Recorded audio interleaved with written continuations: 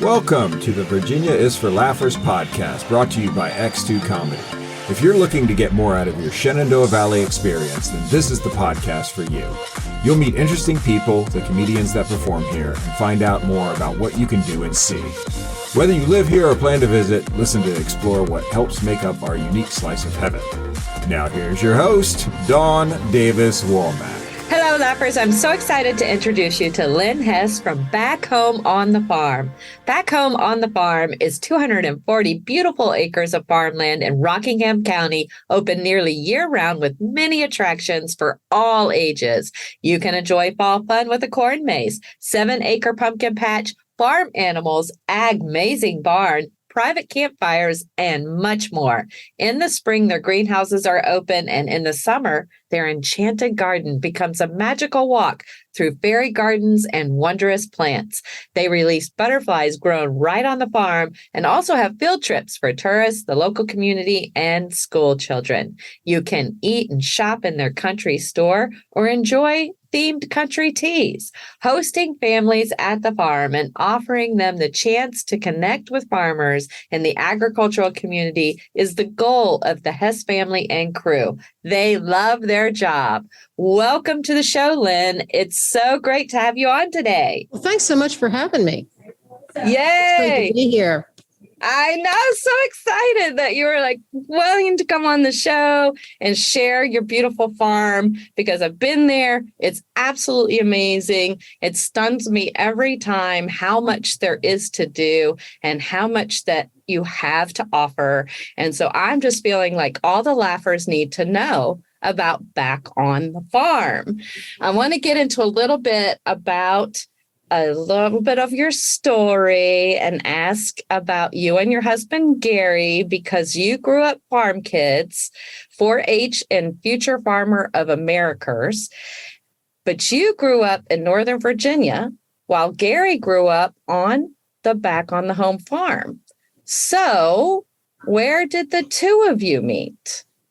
Well, we were both 4-Hers. I lived on a farm, 125 acres down in Fauquier County, just south of Manassas.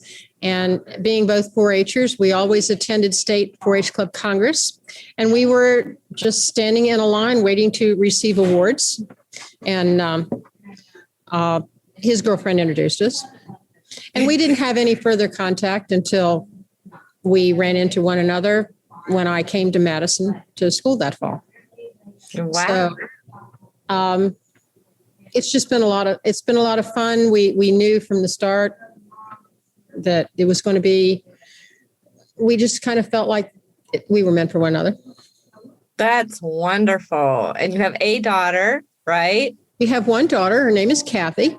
And she and her husband, Ken, have a farm, a dairy farm. We're not sure why she went from beef cattle to dairy farms, but anyway, it's with cows, and that's all that matters with her, because she's a cow girl. They have a daughter who just turned 2 in May, so we're very proud of that granddaughter, and that has just kind of added to the enjoyment of everything we do here, to be able to have our own family come back and enjoy all the things that we offer here for children. Oh, I can't wait to get into all of that. So what is on the 240 acres at Back Home on the Farm, and how do you plant this amazing corn maze that you all have? Well, the farm itself is a diversified farm with like we talked about 240 acres here. We have lots of rocks here.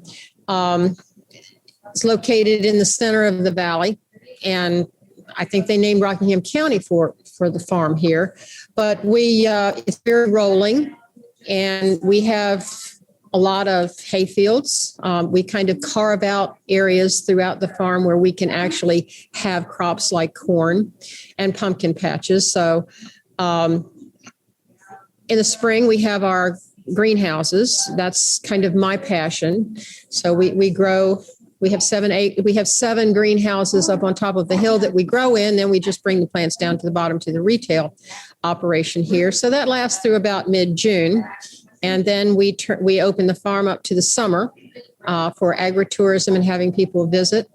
and then go into our agri-tourism pumpkin patch and all those kind of things in the fall. But in and around that, we have 60 plus mama cows here on the farm that are all Hereford cattle that actually the whole herd goes back to the very first heifers that Kathy started with when she was showing in 4-H and with some of the breed organizations. So if we have extra hay on the farm after we've taken care of our own cows, we sell that off. And a lot of people will ask us what we do with the corn in the corn maze at the end of the year. And we just sell that to the local dairy farmers because our cattle don't need that type of energy or diet. So we make use of everything that we have here. It's not like the corn maze just stands there and isn't utilized for feed. We have a lot of people ask how we make the corn maze, and it's kind of cool. We plant much later than most people do because we want the corn to stay green as long as possible. It's a safety factor in with the corn being green instead of being bone dry. But when we plant the field, we plant it from north to south. And when we're done, we finish and go back and plant it again, planting the east to west. So when the corn starts to grow, it looks just like a piece of graph paper. And we have a company that we work with called The Maze. They're based out of Utah. And they're kind of like a big farm family to us with all of the people that are involved across the country with that. But we send them an idea saying, I think I want to do a castle in the maze this year. And they have all the GPS things. And next thing you know, I've got a design that they shoot back at us. And we approve that. And then we could actually cut the maze ourselves, but it just takes so much longer. And they have crews that scatter out through the entire country to do all of the corn mazes that this group does. And they just come by and they're done in about 2 hours. So they've cut our corn maze, and it saves the 3 hours worth, 3 days, 4 days it would take us to walk it and figure it out. So it's cut very early in the season, and then we maintain it till we open in September. That is really amazing. I had no idea that there was this company, and I imagine there may be others that do this type of thing. That's quite phenomenal. He's one of the largest, the Maze Group. Brett Herbst is one of the largest in the country. We have over 300 farms that are involved in that. And we all share information. It's not like we're competing against one another. We're here to help one another. We have our own Facebook group. We have corn maze conferences, thank you, and we travel all over the world. I mean, this farm family would not have gotten away to go on a cruise ship. We just wouldn't have unless it was a corn maze conference. So if you can imagine 400 or 500 farmers and their families all boarding a Carnival cruise ship and taken off. I'm not sure that crew on that ship had any idea what they were getting into. We had a lot of fun. They didn't know it was coming for them, did they? No, they didn't. It was rocky. It was kind of rocky there one night, and the motors didn't sound quite right. So the farmers were sitting in the back deciding what might be wrong with the engines. It made us a little uneasy, but we knew we had enough people to fix it if anything went wrong. I just snorted. You made me laugh so hard. I wish I was on this cruise trip so I could have been a part of all this rambunctious fun. You never know what's going on with that group. It's a group that has, they're not only just farms like us, but there are a lot of orchards and farm markets, anybody that would have a corn maze. And we go in together a lot of times and are able to purchase through that buying power and get some of the special activities. So it's just really a nice organization, just a great group of family members. That's really great. I'm wondering, so when does the company come in? I know it only takes 2 hours. Do they come in August, or no? That work? The corn is very, very short when he comes through and with his crew and cuts the maize. We plant late June, late May, usually into the first week in July, till it has germinated and has gotten up about 2 to 4 inches. He's here usually 4th of July week. Okay, I didn't realize it was that early. It's not very tall, so it's not a lot of cleaning. the maize with all the big stalks and everything when he comes through and actually cuts it for us. I see. So the corn stalks kind of grow in the maize design. In the maize design. There are farms that can do it with the pattern, where they have the graph and plant it into the field. We're not that sophisticated. I mean, it's only 5 acres. So, if I had 35 acres so it might be different, but no, it's just a little maize. Yeah. Yeah, that's pretty incredible. A little bit earlier, I mentioned that you had Hereford cattle. Did I say it correct? Now, I am not a farmer at all, Lynn. I have no idea how many different types of cattle they are, or if there's something special about the Hereford cattle, or why you chose Hereford cattle. Can you enlighten me a little bit? Yeah. The Herefords are known as the white-faced breed. So they have a brown coat. And they have a white head. That white face is very dominant. So even when you breed to Black Angus cattle, the purebred Black Angus, which are solid black, that white face is still prominent. That's how you get the black white face cattle. That they're very popular. We have tried to keep the herd pure. Gary, growing up, showed Herefords. So that was kind of a given when Kathy decided to get in. I don't think she decided. I think, we just kind of decided for her that she was going to show cattle. But it didn't matter because she's right there with us. It's a very gentle breed. They're very easygoing. It's easier for people like us as we've gotten older to be able to handle these cattle. We don't have to have, really expensive equipment to be able to take care of them. They're a moderate size.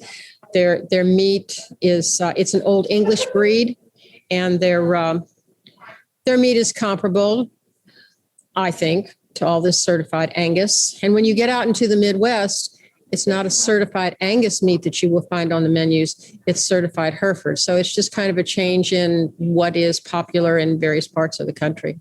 But our cattle are polled. So a lot of the Herefords were horned years and years ago, but the breed has kind of, through selective breeding, most all of them are polled. They don't have any horns anymore. That's what polled means, is no horns. Okay. What does it take to have a certified cow or certified meat? Well, when you've gone into the grocery store and seen certified Angus hamburger or beef and that kind of thing, it simply means that they can prove through the heritage of the animal before it was slaughtered that it was actually that particular breed. Wow. I am learning so much today. Thank you so much. So speaking of these farm animals that you have there, who would we meet on a visit there? Well, we have on the farm, when we have it open for the general public, we have our daughter's horse, Velvet, and she's very friendly. I don't know when the last time was we had a saddle on her. A long time. She's in charge of being nice to all the kids. And then she has a stablemate in the pasture named Jill. That's our donkey. We usually have goats here on the farm that we borrow from a neighbor, Paige Atchison. And they stay here for the duration. At the end of our season, they go back home. And to her, we always have rabbits. And we usually try and have a few calves of some nature, whether they be dairy or beef, here on the farm. But in the weekends in the fall, we have worked with another fellow farmer that we went through 4-H and FFA with. Bobby Morris has Grampy's Village Zoo, and he brings all his baby animals with him, and he sets up out here. So while our animals are in pens and you can feed them, you can't actually get up close and personal with them the way you can when Bobby comes with his. He brings Eleanor the goose, and she sits there on his lap and she talks to people, and he brings a baby llama and baby calves and things, and you can feed with a bottle. So he's much more interactive with the children one-on-one, and they're able to get in the pens with them and enjoy hugging on them and just having a lot of fun with the baby animals. That's so great. So that's what's in the Ag-mazing barn, or the animals outside the barn. What does that? We keep his outside. The Ag-mazing barn has a lot of different activities, and it becomes an educational component of what we do. We do a lot of the field trips during the week with the schools, but we also wanted to make sure we had that we were pushing the education and where your food comes from when they come to visit on the farm. So while they're playing, we're hoping they're taking home some information that down the road, somewhere along the line, they can remember what they saw here and understand how important farming is to everybody. I think that's so important. I love that you make learning very fun on the farm with your field trips. You have the farm learning labs, the customized learning adventures for any classroom level. You know, while we're talking about this educational component, I want to ask this question. Can you expand on the options you offer for learning and what laughers should know if they wanted to book a field trip with you? Well, booking field trips, with COVID and everything that's come up, we don't have as many schools come on a single day as we used to. We just like to spread them out. We just finished up field trips today where we had 4 schools here. They can go online on our website and click on field trips and go through all of the various options that we have. We offer them in the spring at the greenhouse where we can talk about plants, and that's where I really get involved in the spring. We have them plant seeds and doing a lot with the environment. So we'll take them on a hayride around the farm and talk about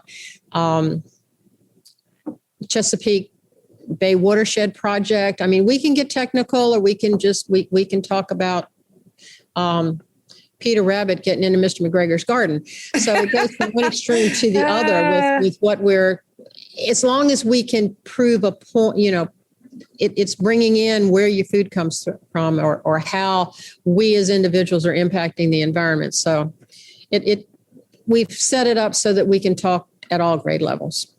I love that. Yeah, you have great educational component and also a very fun component. You have over 30 fun farm activities people can do on the farm in the fall, and over 20 of them in the summertime. Are they similar? Can you tell us about what kind of activities you have? Well, the reason we have fewer in the summer is because the corn maze, for example, is still growing. So we don't do the corn maze in the summer. We've got other little mazes. We call it a garden maze, a no left turn maze, and there are other things there. So it's just the things that wouldn't be growing, and the pumpkin patch wouldn't be available in the summer and that type of thing. So that's why the numbers are a little bit lower when it comes to be the summer. But there's nothing that we have out here is really rocket science. Gary has, and I have kind of looked at it as growing up as farm kids, the things that we enjoy doing. I mean, you know, farm kids, you know, go out in the barn and jump from hay bale to hay bale. And, you know, we just have a really good time getting into all kinds of things. And we just wanted to be able to share some of that.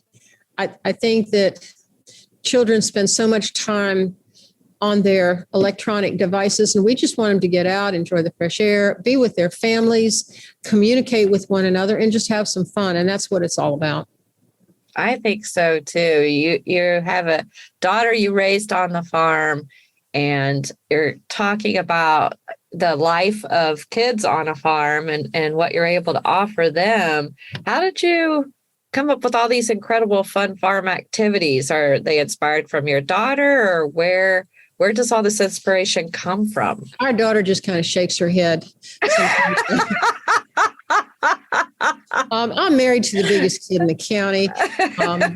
Gary's always thinking and wanting to try different things. So the farm is constantly evolving. We share a lot of the activities when we go to the corn maze conferences and things like that and talk with the various farmers. We share the things that they've come up with. I mean, you get that many farmers in one place, and there's that's a pretty ingenious bunch of people that can make things happen. So a lot of the ideas come from there. And he's got a ton more up his sleeve. So we'll be keeping adding things for a right good while yet. Does Gary build the different activity structures? Does he build? Yes. Oh, we're always all in. Oh, yeah. Okay. Yeah, we built a lot of these. He's some of the ones we will see come from. If he sees something out there, he'll find a way to build it, and he's pretty creative. We have a corn horse out here that's in the photo ops that we've built for years. It's just a 2x4 structure that we cover with corn, and it comes out looking like a horse or whatever else he might come up with. I think he did a buck and bronco one year, so just all different kinds of things. What are some of your favorite activities and why? By far, when we've done exit interviews here on the farm, the 60-foot underground slide is the number one most popular thing, always has been. And I think it's great that people can get out and enjoy that kind of thing. I'm partial to the field trips because of of being able to teach and get people out on the farm and learn about the importance of agriculture. The carousel is a very special part of our farm that I think you and I had talked about earlier. It's a 1942 Allen Herschel model. So yes, it's an antique, but it's fully operational. And we bought it from the Onancock Fire Department over 10 years ago now. The firemen had power washed it for the auction. So it needed repainting when we got it up here, but it took 5 trips to the Chesapeake Bay to get that thing back over here. And in true farm fashion, it did come over on a cattle trailer.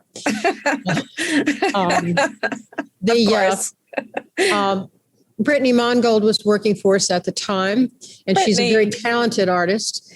Yes. And she looked at it and said, why don't we call it the Virginia Carousel and paint all the horses to represent famous Virginians or commodities that Virginia is known for? And there are 30 horses on that carousel. So she sought out the people that she wanted on there, and it's a very diverse group. You know, you could paint 30 horses with just the Civil War and the presidents, the famous people here in Virginia, but she has featured people from many different parts of Virginia, whether they were musical with Patsy Cline and artists like that, or Booker T. Washington, our presidents, of course, and some Civil War people, but authors and writers, and just it's quite a history lesson to walk in there and look at that carousel. And then a year later, well, she had over 30 hours in each of those horses when she painted them. Wow. Not counting the research and everything else. But the second year she came back and did the rounding boards there at the top. And there are 24 historical locations that she painted. And they tie in with the horses in that she had some agendas, some personal agendas. She wanted people to know, for example, that Arlington National Cemetery is not in Washington, D.C., it's in Virginia, and that it did belong to Robert E. Lee, who is one of the horses that we have. So she did an awesome job in the information that is there if you just want to take the time to enjoy the beauty of the horses and see the background or the history of what she's put into it.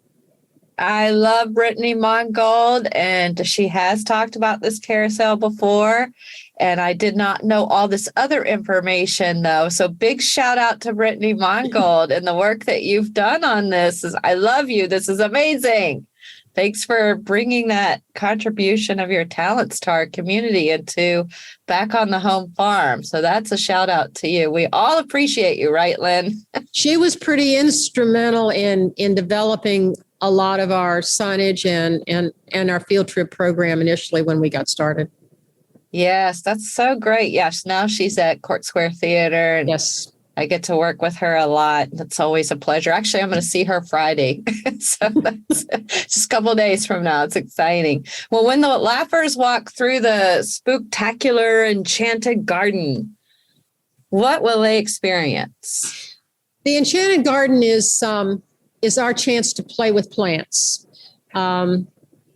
It started from initially being a butterfly garden, and then it just evolved into an enchanted garden. And it's at its peak in the summer, where it just becomes almost like a jungle. And enchanted is a really good word to describe it, because you walk in and there are fairies hidden here and there, and little villages where they play. And you can tell we have a lot of time have a good time building these things and hiding them in and amongst the stumps and all of the plants. It really gets quite lush. In the fall, now the temperatures have gotten cooler. We don't have all of the flowers in there that we would have had in the summer. So Becky, who has designed this for the last couple of years, comes back in and she starts sneaking in the spooky thing. She'll have a spooky looking tree or a ghost or jack-o'-lanterns and things like that scattered throughout. There's a big old dragon in there and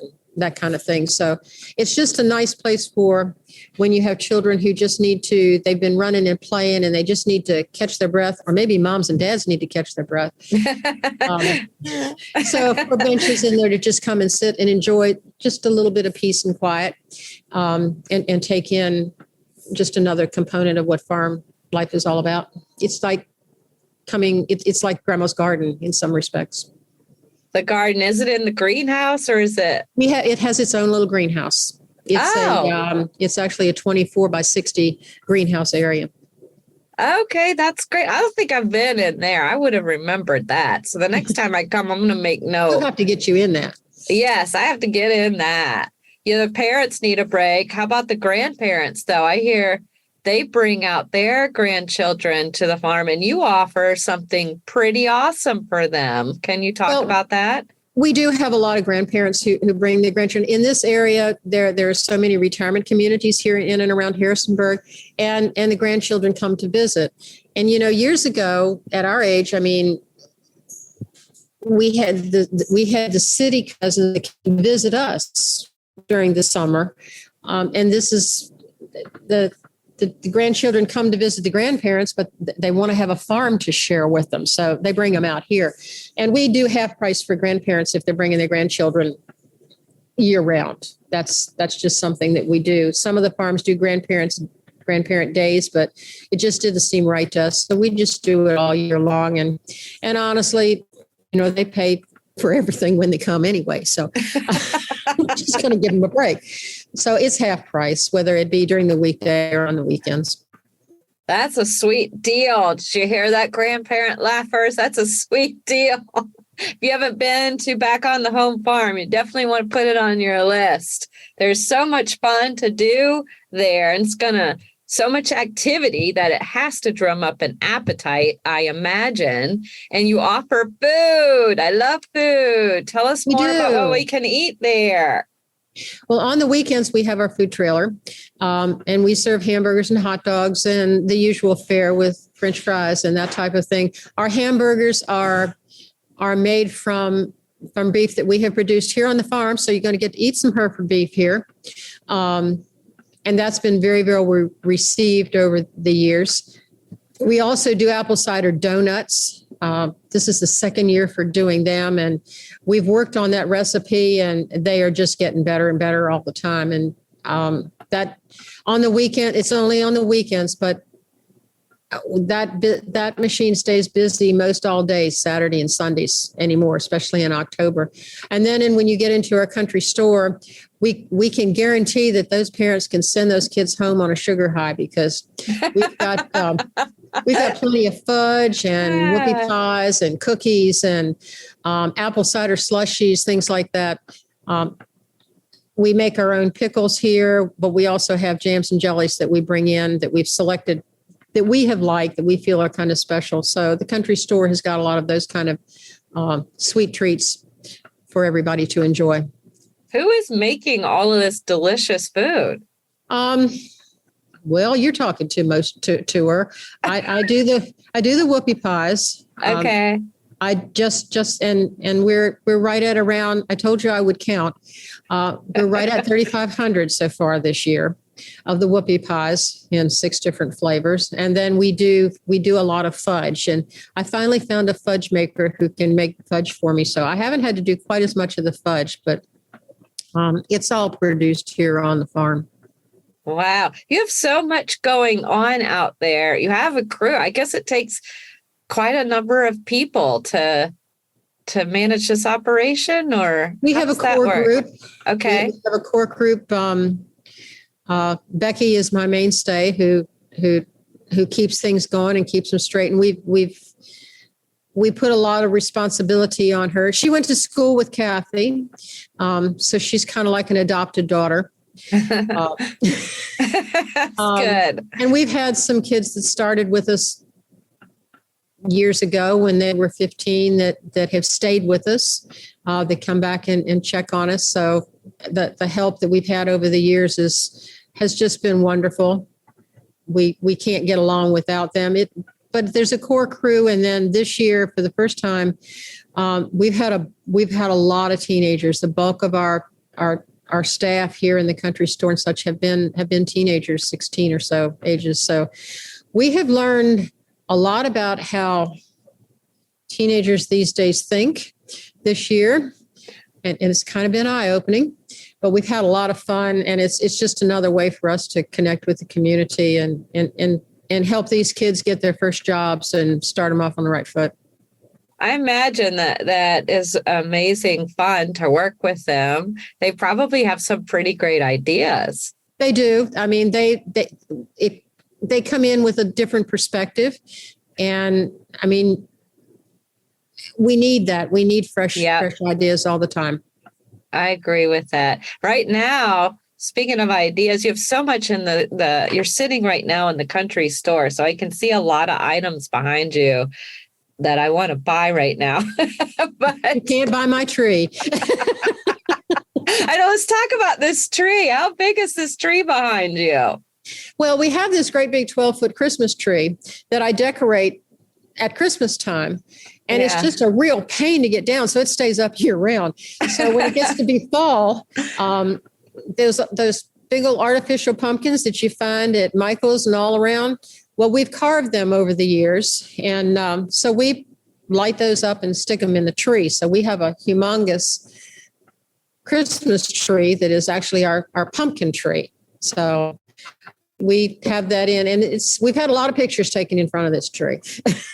I can see why. I see it right now. It's absolutely gorgeous. Very fun too. But you have you're welcome. You have a lot of I see a little stuffed animal back there. What other goodies do you have in this beautiful store? Well, the country store families are coming to it. So it's not like it's one child. I mean, they've got multiple children, or field trips are coming and one chaperone's got a lot of kids that they're keeping up with, and everybody wants to buy something. So we try and keep the prices reasonable, but we're into finding different stuffed toys.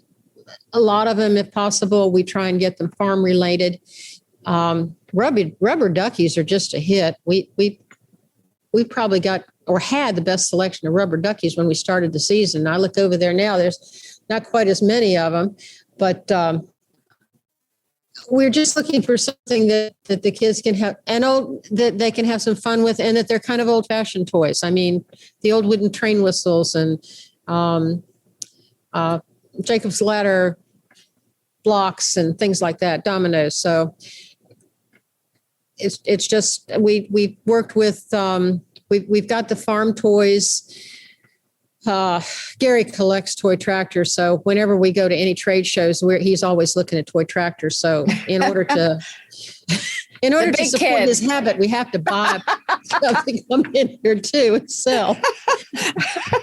Do you put him on a cap and say, "All right, you're not getting X more than these number of toy tractors, so you can't"? No, it doesn't do any good anymore. He just gave up. Yeah, I gave up. But he gave. Becky's mom is really artistic, and we have a lot of her crafts in here for sale. They move really well. She's into the more the rustic things, but she paints a lot of signs and things. And I like the fact that the signs are different and they're all original, instead of just walking into a store and just having something that, you're just looking through a rack of dozens and dozens of signs that are they're just all professionally produced, on a machine. She paints them all and finishes them and that type of thing. So bird houses and welcome signs and things for your garden and that type of thing. So we enjoy having those here at the farm as well. Yeah, that I've been in there. It's really, there's adorable items in there, and definitely a lot of kids can enjoy. You also have country teas, themed country teas. Well, I need to do one of these too. What in the world? That you added those, and there's a delightful country twist with a nod to the heritage here in Virginia in the Shenandoah Valley. I'm curious, what's the nod? What does that mean? When Gary's mom thought that was something that we should have over here in the building, when we first built the building, she thought it would be great to have teas here. And I just couldn't wrap my head around it. We play a lot around here, and it's a farm. And I always thought of teas as being very prim and proper and, holding up your little pinky and all the best china and wearing your best dress. And, I live in jeans. I didn't quite see this. And I had a tourism person from the county to come out here, and I was telling her about my frustration with this because you really ought to listen to your mother-in-law. And she said, well, I just think it would be great to have country teas out here. And I went, well, yeah, I could do that. And we visited teas being held, throughout the valley here close by. And what struck me was that they were all different. Some of them were buffets and they were all done different ways. And I said, well, shoot, I don't have to adhere to anybody's standard. I can have my own country tea any way I want it. So that's what we did. And we served 4 courses. So there's soup, and there's a savory course, which is like your main course. And then there's scones. And then there's the sweet course, which is my favorite.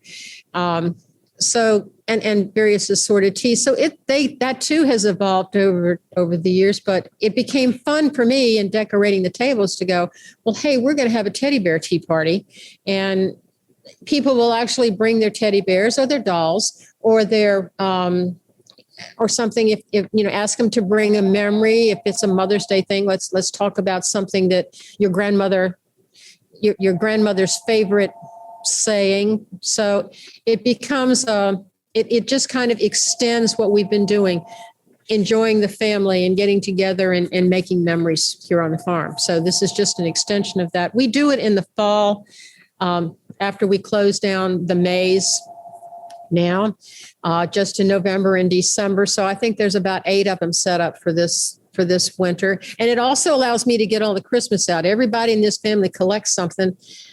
I collect Christmas. So it's my turn in November and December to get my stuff out. Oh, to jazz up the country store and put it all out there? We put out, well, I redecorate that pumpkin tree. I've always been very fond of the glass ornaments and the older ones. And this is something that was kind of tradition in our family. My dad was very much into Christmas. So, I'm looking forward to putting some of his things up this year. Yes, that's going to be amazing. What did your dad like? What was some of the things? Oh, my Lord. He was into, if it was animated, he had to have it. So he had animated Santas, and just all kinds of things, angels, elves, decorating trees. Just he had a Christmas room that stayed up all year long. So wow. When I took down the tree, I think I counted, and I lost track a number of times. I counted 850 ornaments came off the tree. Wow. So hopefully I can recreate that. Hopefully. Ornaments and things. Sounds like I know you're going to do a good job. Sounds like your dad's very playful too and quite a big kid. Oh, yeah. Yeah. It's in the genes, both sides of the family. I see. Dad was a big kid. You married a big kid. You've been having a lot of fun. I love that. Yeah. So how can they sign up for one of the country teas, right? Online, well, the teas and the calendar are on the website. So you just click on country teas and that'll take you to an overview and then the calendar, and you can just choose that and click on make a reservation. And we get back with you. One of the things that we do differently from some teas around this area is if you and your best friend are coming for a tea, you will have your own table. It's not like I'm going to set up 5 or 6 tables where we would seat 8 and you'd be in with other people. We want this to be an experience for you and your friend. So you have your own table. So same way, you're not going to want to catch up with a friend sitting at a table where everybody else is celebrating somebody's birthday type thing. So we try and keep it on a much more personal basis. Okay. What time are the teas? In the afternoon? 1 o'clock. 1 o'clock. You got almost a British accent there. I like that. I was like, oh, look at you. You can throw that in. It was pretty Once good. in a while. That was nice, Lynn. We have some fun. We have some fun with it. I mean, we do some kids' teas, and it's not unusual for us. I mean, we'll throw in a carousel ride if they've never been out here to the farm and ridden the carousel. We may set aside a table, and when they're done with the tea, they decorate sugar cookies to take home. In the fall, we've had some of the senior citizens out and decorated the pumpkins with the succulents and things, so that they've got a little centerpiece to bring back to take to their back that they can keep for a couple of months. So we're always, it's whatever I want to do. It's country teas. Country teas. Well, you've done a lot of country teas. So what is one theme that really stands out to you out of all the ones you've done? I like the night before Christmas one because it's fun. It's fun to just get them together and go, what were your memories of waiting up for Santa Claus? And we just get to share those memories with one another here. I mean, it's, if you want to, if you don't, it's fine, but we'll decorate for that. We have so many, the first year I did teas out here for Christmas, I decorated 22 trees. Wow. I don't do that many anymore. Okay. But I wanted to get all the ornaments out and see what I had. So if there was we just kind of took the various themes and put it on a tree. So I knew what I had. So that was my way of sorting through everything that first year. And now we rotate. There's a big Victorian tree. We do one with all my White House ornaments. And I can stuff a tree with cows. Kathy started that tradition. And it's really cool to have all these black and white cows on a tree with red satin balls and sparkly lights. They're really kind of cute. So just different themes throughout. And the night before Christmas one is kind of special to me, even if it is held at 1 o'clock in the afternoon. It's still fun. It's still fun. That's what we're up to. Yeah, so you're going to be decorating here pretty soon. It's October. You're going to be decorating for Christmas. We are. The first tea is around the 18th of November, so we'll be hustling to move the fall out of here and get everything set up. Right, because the tea's November. Because the last day for the fall activities is October 30th? Yes. Okay. We are normally closed on Mondays and it's a staffing issue. And we have, around this area, the churches do so much for the community with trunk or treats and things like that we are open, but it's not a major day for us. So we just probably won't be open on the 31st at all, which is a Monday this year. So 30th will be our last day. So what are your hours then? We run our field trips. We're closed on Mondays. Our field trips run from 9 to about 1:30, 2 o'clock. in the mornings, and then we open from 3 to 7 on the weekdays, Tuesday through Friday. That allows a little bit lower rate. We don't charge as much on the weekday afternoons. And then on the weekends, Saturday is 10 to 7 and Sunday is 12 to 5. Oh, those are good.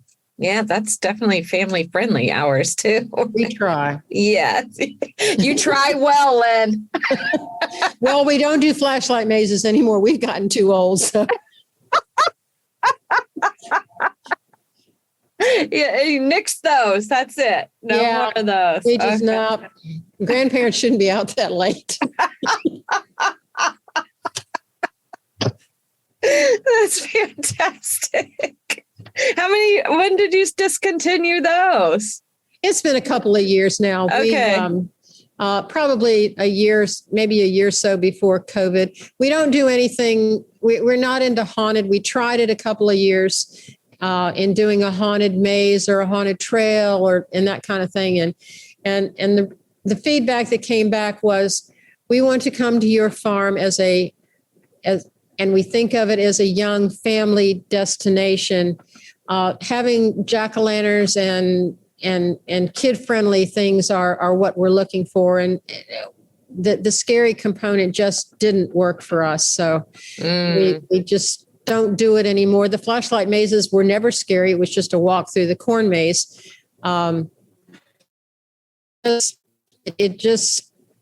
It worked for some groups and things, but to be able to offer the quality experience during the day, we couldn't go 24/7 in September and October. It was just too hard on the health, and we just opted out of the evening activities. My husband misses it. Gary loves it. The big kid. He loves it. It sounds like he's always up for a good party. Yes, he is. If you get on that hay wagon up to the pumpkin patch and he's the driver, he's got a PA system hooked up and he will tuck your ear off all the way up and all the way back. I need to be on this hayride. Oh, I don't know. We get empty nesters come out because we have kid hike carts too, right? It's just not just young families. It's all ages can come out and enjoy. It's all ages. I mean, we've had groups from EMU. The Chinese scholars were a lot of fun the year that they came to see us. But last week we had a college. A group of high schoolers that were checking out colleges in the state of Virginia, and they came out and had an absolute ball. Yeah. I think the teenagers can be, they're just big kids. Yeah. Yeah. When my son went to Harrisonburg High School, that's one of the times that I went out to your farm. Yeah. So my son played football there, and we took a group of athletes, female and male athletes, out to the farm, and they had a really great time. It was awesome. It was such. And we got the JMU softball team, girls softball team in the Caltrain last week. That was fun. So we just treat them all like big kids and have a lot of fun. Yes. We actually have a picture of them on your Caltrain. The more they move, faster it goes. That's right. Keep reminding them. They figure it out pretty quick, though. They do. They do. Well, as we wrap up here, can you share with the Lappers how they can follow Back Home on the Farm on social media or otherwise to get more information?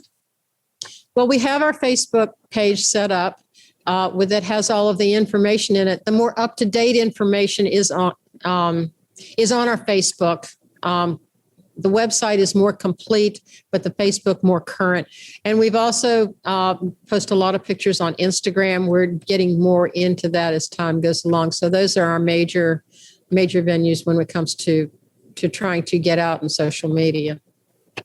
Great. I'm sure those teenagers are very helpful with the Instagram that work for you. Because we old people just get it's like we run out of ideas. So yeah, we've had some of the ones that work for us, Luke, and some the perspective that they have and the pictures that they take are something that we wouldn't have thought about. So it's really been good to have the teenagers on staff for us. Yes, the future ahead of us. Yes. Laughers, we will be sure to put that information for you in the show notes so you can see their pictures. We'll put links to the Facebook and the Instagram, as well as their website, so you can check all of that out. Thank you, Lynn. This has been a ton of fun to learn more about all things back home on the farm. It's been an absolute delight speaking with you today. Definitely one of my favorite fall activities is visiting you all, and I'm very much looking forward to coming back. And thanks again. Thanks so much for coming on the show today. Well, thanks so much for having me. I've enjoyed it. It's been a lot. Yes, a lot of fun. Laughers, you can get more information on Back Home on the Farm by visiting their website at backhome-onthefarm.com.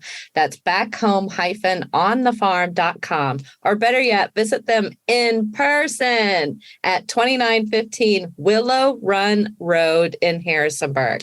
That's 2915 Willow Run Road in Harrisonburg. It's a special place filled with passion for farm life where you can take a field trip, have fall fun, do a country tea, check out their greenhouse, shop, eat, play in the summertime, and so much more. Be sure to check out their website for seasonal hours, and we'll make sure we put all that info for you in the show notes again as well. And of course, lastly, and most importantly, thanks for tuning in, Laughers. Out of all the podcasts out there, you picked us, and we think that's pretty darn special, just like you. Until next time, keep smiling. Bye. Bye. Thanks for tuning in to this episode of the Virginia is for Laughers podcast, brought to you by X2 Comedy. We'll be dropping a new podcast every Wednesday at 4 p.m. Eastern Standard Time, so check back for another uplifting episode. Come to an X2 Comedy show or let us bring a show to you. To find out more, head to x2comedy.com. Be sure to share us with a friend. Until next time, cheers.